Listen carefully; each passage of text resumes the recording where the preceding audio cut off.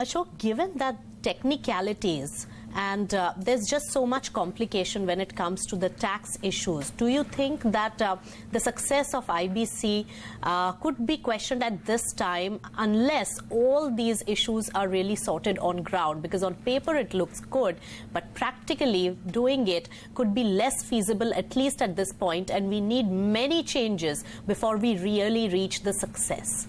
I think we need to understand one thing. Any introduction of a new legislation is going to have a period of settlement. Yes. We can't be impatient about it. I think the one thing that this government has demonstrated time and again is their ability to listen to the challenges and quickly implement resolution of those challenges. We've already seen the number of challenges that have been addressed. Should other promoters who have caused the damage be allowed to bid? Should they not be allowed to bid? And they've come up with resolutions which are very practical and I think can be easily implemented in the long term. We need to remain positive that this is a legislation which is going to create positive utilization of capacity and assets that are otherwise currently unproductive. And as we progress and as new issues come up, we need to keep reaching out to the decision makers, and I think they have responded quite positively. So I remain quite optimistic that IBC shall, at the end of the tenure of this government, be one of the finest changes in legislation that they have introduced. You've put it even above GST, so that's a big one. And we'll see by the end of the year where we have reached. I'm sure that we will have so much more to talk about in this particular front. But Amrish, there are many more things that, as a tax expert, you expect from the union budget.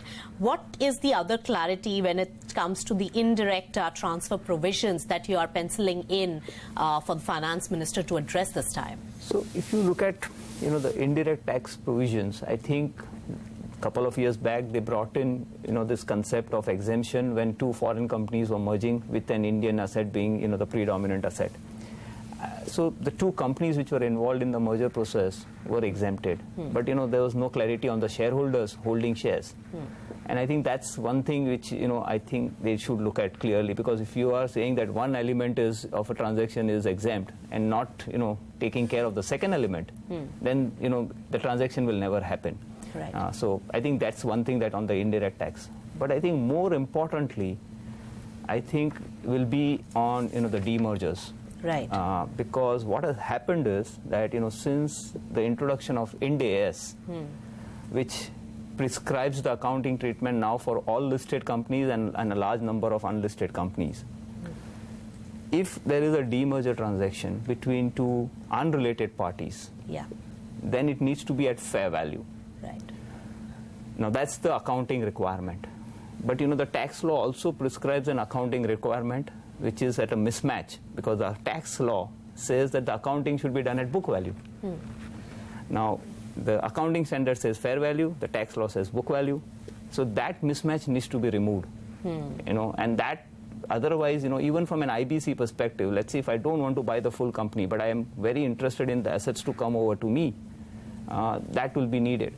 So one doesn't know how a transaction will get structured, whether generally or in an IBC, but that will help quite a bit going forward. And they've partially done it last year when they recognized some of the issues for the transferor company through the MAT provisions. Right. But they've not made the change in the main section for demerger itself, the definition itself. So there is today a dichotomy in the law between a MAT provision section and the main section itself, so which they need to just iron out. Right. So this is one clarity which is required. But of course, Ashok, we have seen the government come out with clarifications and changes even outside of budget. So how much importance will you really allude to budget this time around? And what are your top picks that could really come out of it this time? For me, the budget is a fiscal statement, government's P&L and balance sheet. The important numbers for me are fiscal deficit. What is the growth the government is budgeting? What's the buoyancy in the tax collection? Very important.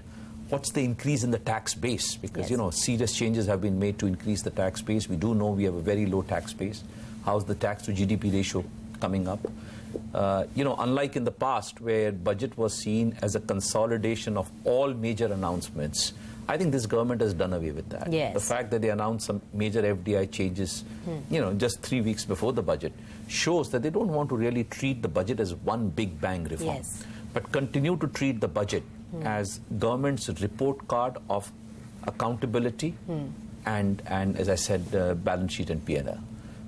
So to me, those will be critical numbers. There will obviously be planned expenditure. I'd like to see how much more focus is given to education, to skill sets, to healthcare, to some of the very important programs that the government has announced 3 years ago. I'd like to see the progress and report card on those so that we do know that when we make announcements, these are not just visionary statements, but these are visionary statements followed by serious actions and implementation.